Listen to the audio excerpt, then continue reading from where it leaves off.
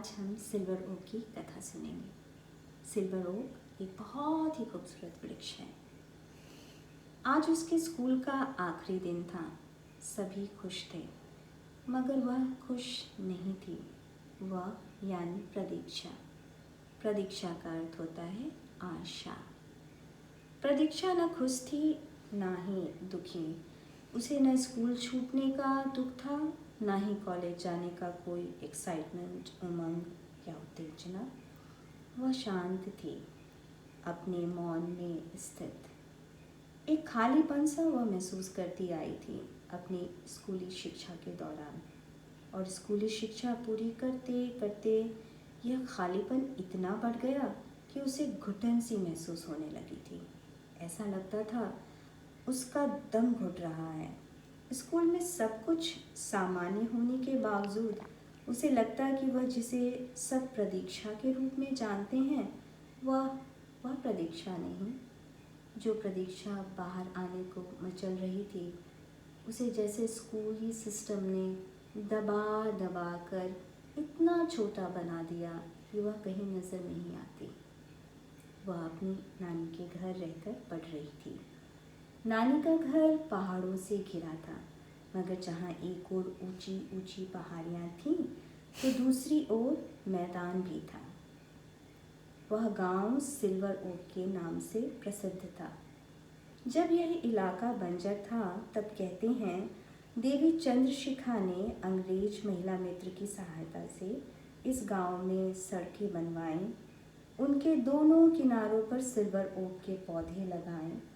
जहाँ जहाँ की भूमि बंजर थी उसे स्वयं गांव वालों की सहायता से खुदवाकर खाद और पानी का प्रबंध कर सिल्वर ओक से भर दिया। ऐसे ही गांव के एक बड़े भूभाग पर उन्होंने सिल्वर ओक के पौधे लगाए और बीच में एक छोटा सा स्कूल गांव के बच्चों के लिए खोल दिया। करीबन 70 साल वह स्कूल चला, मगर अब देवी चंद्रशिखा ट्रस्ट ने वहाँ गेस्ट हाउस बना दिया है स्कूल बंद कर। देशी विदेशी पर्यटकों के लिए वह आकर्षण का केंद्र है।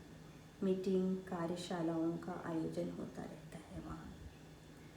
प्रतीक्षा की नानी के घर से वह जगह बहुत करीब थी, इतनी कि रात्रि के भोजन के पश्चात वह नानी के साथ अक्सर वहाँ घूमने जाया करती थी।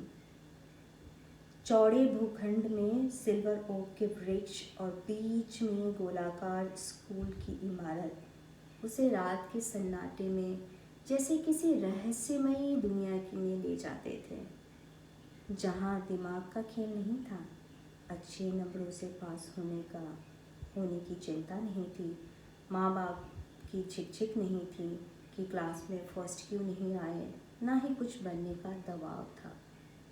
वह वैसे होती जैसी वह है। दिन भर के कामकाज के बाद रात्रि में भोजन पश्चात नानी भी शांत हो जाती थी।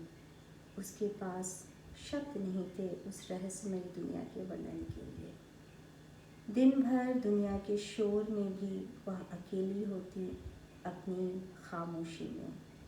रात को यहाँ सिल्वर ओक के वृक्षों की उपस्थिति में कोई शोर नहीं था। वृक्षों का मौन उसके अंतस के मौन से एकाकार हो जाता, उससे घुल मिल जाता। स्कूल का आखिरी दिन था, संयोगवश पूर्णिमा का दिन था। प्रतीक्षा अपने माता पिता, सहपाठियों, शिक्षकों के सभी प्रश्नों को लिए घर से निकल पड़ी। आज नानी नहीं थी उसके साथ। स्कूल के फेयरवेल के आयोजन में जाने के कारण नानी थक गई थी। रात्रि भोजन के बाद प्रतीक्षा सिल्वर ओक के प्रांगण की ओर निकल पड़ी।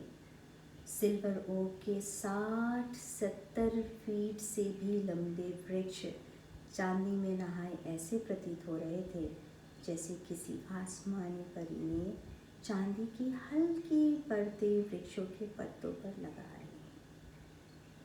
वह स्कूल के गोलाकार आंगन के चबूतरे पर बैठ चुपचाप वृक्षों के उस मायावी सौंदर्य और चंदनिया की चांदनी के खेल को बैठ निहारने लगी।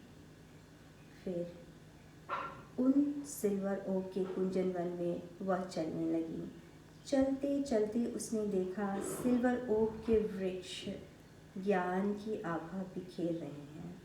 उसे अपने अंदर एक शक्ति महसूस हुई। घुटन और बेचैनी जो वह महसूस कर रही थी वह धैर्यपूर्ण शांति में परिवर्तित होने लगा। वृक्ष एक लाइन में खड़े बराबर बराबर दूरी पर, उनके बीच की दूरी सीधी जाती हुई जैसे एक राह की तरह प्रतीत हो रही थी। रहस्यमयी राह। धुंध, पूर्णिमा के प्रकाश और वृक्षों की ऊंचाई उस रास्ते को रहस्यमयी बना रही थी। भविष्य को जाती राह जो रजत प्रकाश से प्रकाशवान थी, भविष्य प्रकाश में नहाया दिख रहा था। प्रतीक्षा के भीतर का अंधकार ज्ञान, शक्ति और धैर्य के प्रकाश से प्रकाशित हो रहा है, ऐसा वह महसूस कर रही